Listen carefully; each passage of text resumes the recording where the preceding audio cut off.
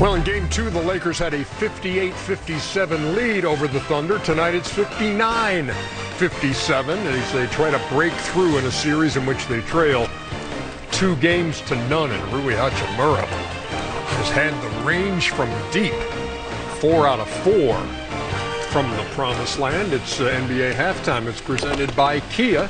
Studio J here in Atlanta. Ernie Johnson, Shaquille O'Neal, Kenya the Jet Smith, and Charles Barkley. What do you make of this, Chuck? They playing hard, man. The Lakers they're shooting the ball extremely well. They're playing with a sense of desperation. The problem is, man, there is no letdown in OKC.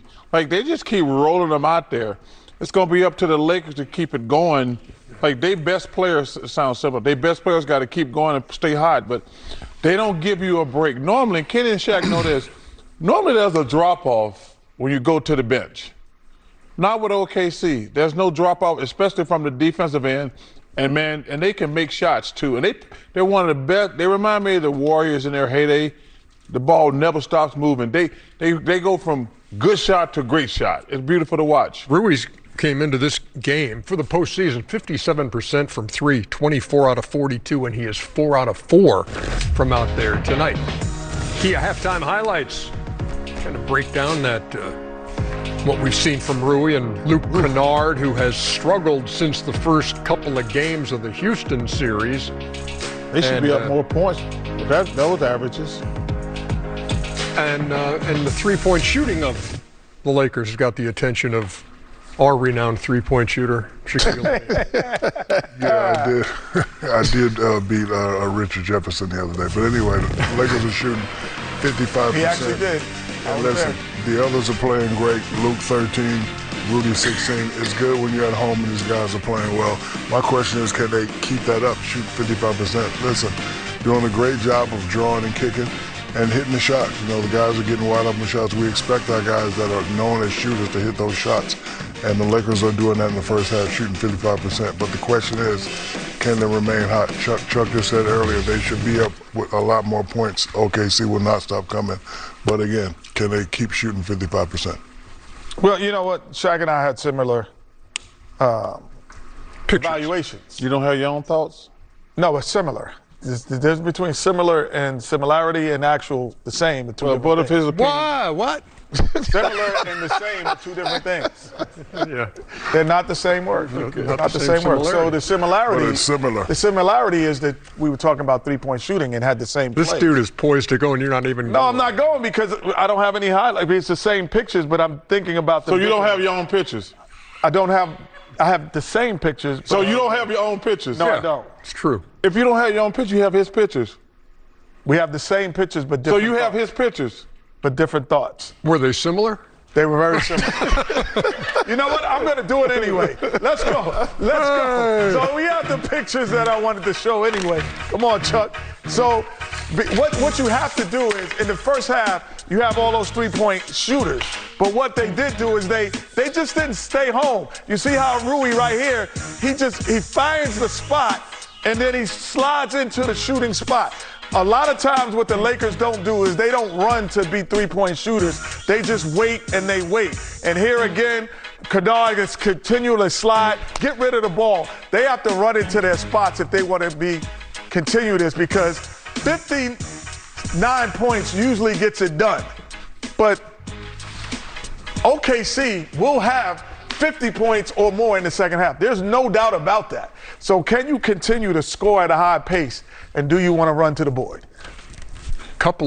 Similarly. Couple of big runs in the second half of Game 2 put Oklahoma City over the top. They find themselves down 59-57, trying to take a 3-0 lead. Lakers are shooting 55% from 3. One bucket after another. I don't get it.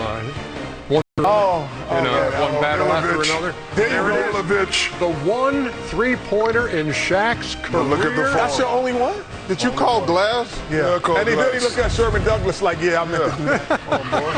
What? I'm like You that. did not mean I'm to up do 4 that. games to 1 in Uno. I'm like that. We welcome you back. You eat pasta like that? A little bolognese? Yeah. I'm a big bolognese fan. Okay. Yes, sir. Okay, so here we go. Game 3 coming up. Look, Lakers, first team to ever win a series when the NBA's leading scorer missed every game, okay? No Luka. And his absence even more pronounced in this series against OKC. What do you see?